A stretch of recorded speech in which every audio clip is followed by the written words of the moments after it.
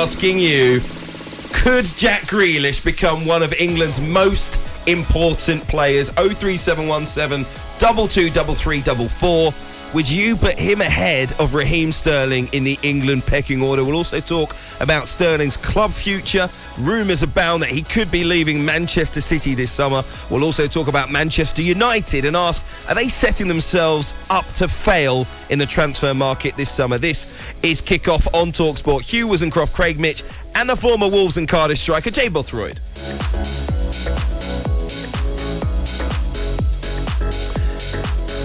And of course, we will be reading out some of your messages on 81089. You can tweet us as well at talkSPORTKO. A few of you calling in as well, 03717 223344. The arguments continued throughout the break here. Okay, our producer Jamie's been running in. He's been giving me stats to read out. He says they prove that Jack Grealish is deep down. If you give him the ball, if you let him do what he wants to do, he could well be a better player than Raheem Sterling. Look, this is not my opinion. Don't hammer me, don't tweet me, don't at me, okay?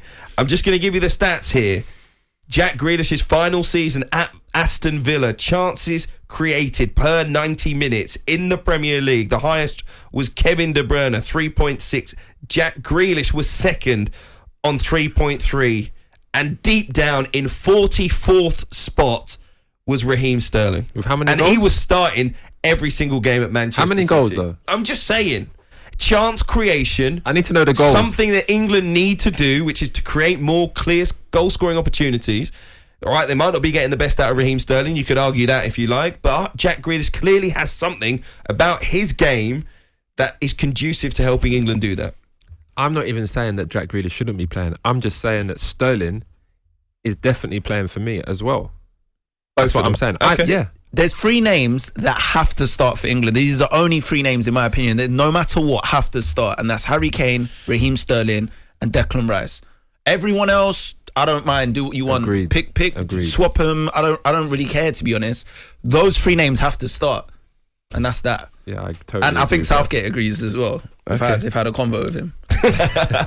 Let's get to your calls on 03717 223344. Tony is an Arsenal fan. Good evening, Tony. Yeah, good evening.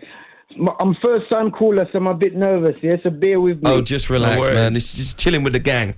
Okay. All right, I just got a few points to make.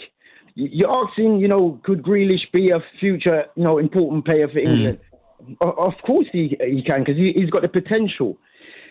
Now, statistically, I just urge you put in Grealish statistics from when he was playing at Aston Villa.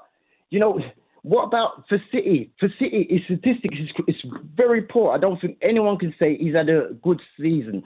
Sterling ain't had the best of seasons neither.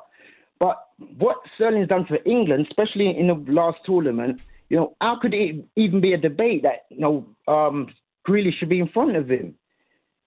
I just don't see how he can stand up. I agree with you, Tony. I don't get it either. Honestly, I think Sterling has solidified himself as an England player until he's... But I think a lot of people just see the way that Jack Grealish impacts the game off the bench, and they believe that if he starts... He can be a bench player. If he starts, then maybe he can do a little bit more for England. I just think, what we've seen over the last few games, there's no reason why you wouldn't give Jack Grealish that opportunity. Listen, you see the excitement that Jack Grealish brings, and I think people believe that if you give him starts, he could really be a key player for England. From what you've seen, you can't deny that. He deserves a chance to start in an England shirt. He's played very well when he's played for England. Like Tony just said, he's saying that Jack Grealish is potential. Jack Grealish is almost 27. That's not potential. That's peak years now. Okay?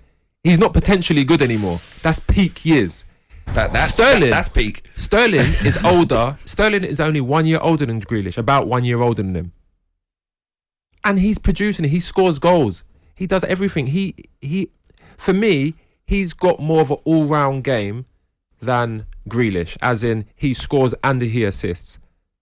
Okay. Not just that as well. Grealish don't look like a goal threat to me. For Man City or for England, he's not a goal threat. He doesn't look like he's going to score. Jay, not just that as well. Like, Raheem has 74 caps for England. 74 caps. When you're going into a World Cup, we're talking about experience needed here. We know Sterling has performed in our last major tournament at the Euros. We know he's been a key figure of this England squad developing over the years under Gareth Southgate. And now he's one of our most experienced players in the squad as well. And you're telling me you want to take him out for Jack Grealish? So you pick Henderson over Bellingham if both were fit. One's got such great experience. No, but I just coupled something with what I just said. Why are you doing this? I'm just asking. No. Bellingham's a much better player. Whoa, you think so? Yes. Whoa. We're going to come to that debate. We will pick up. Henderson's another person that doesn't get his respect as well. We will pick up on Jordan Henderson in a moment. Tony, appreciate your call. Let's speak to Joe, a Chelsea fan. Good evening, Joe. Hey, gents, how you doing? You okay? Very well. We started an argument here. I'm sorry. Honestly, I don't know where to go with you boys. Like, some of you are talking sense, and some of you have been on the sauce a bit early. You know what I mean?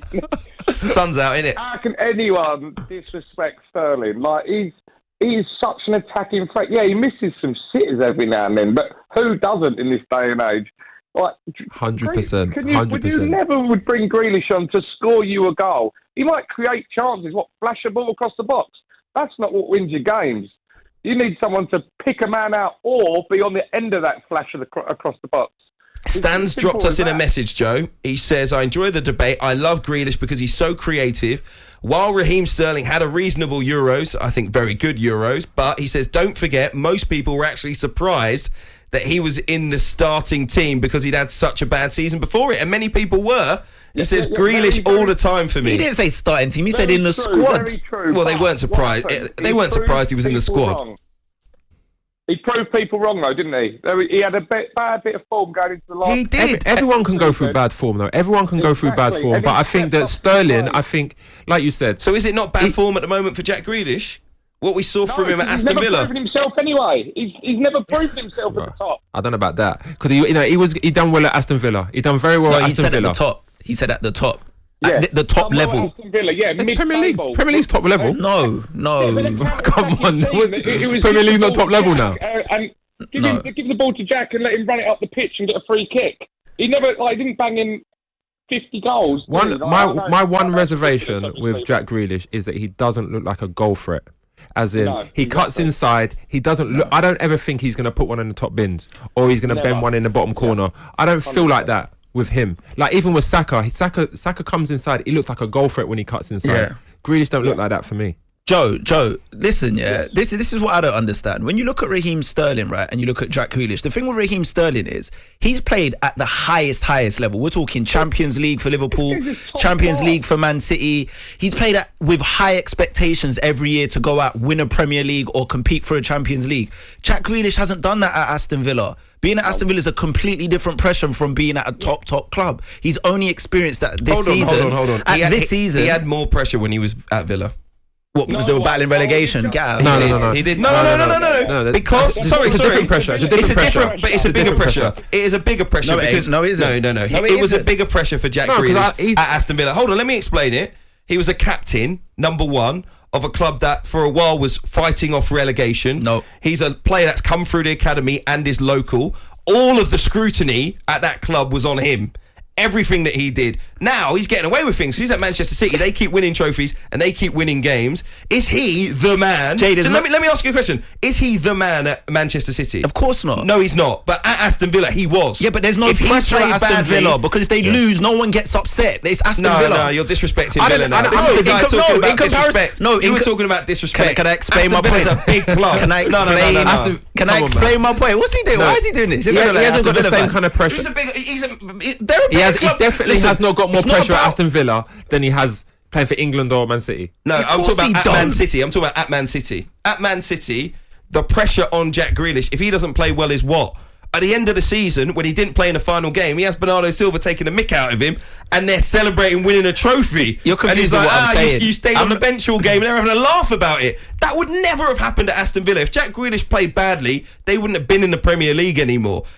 people's jobs at that football club depended on him playing well. You don't think that's more pressure than playing for Manchester City? No. You guys aren't serious. Jay, you know what I'm saying, innit? See, when you're playing for a big club, yeah, not a big club. Let me change that, because I like the way you worded that and go, how can you say Aston Villa aren't a big club? Aston Villa are a big club. When you're playing for one of the top clubs in the Premier League, and you come when Raheem Sterling came back then, which was a high price tag, what was it, around 50 million? Yeah. You have to perform. You have to perform week in, week out. When you've got so much competition around you, and you know if you have one or two bad games, you can lose your place in the team. That's a different level of pressure. If you lose more than 2-3 games in a season, you can lose the title. That's a different level of pressure.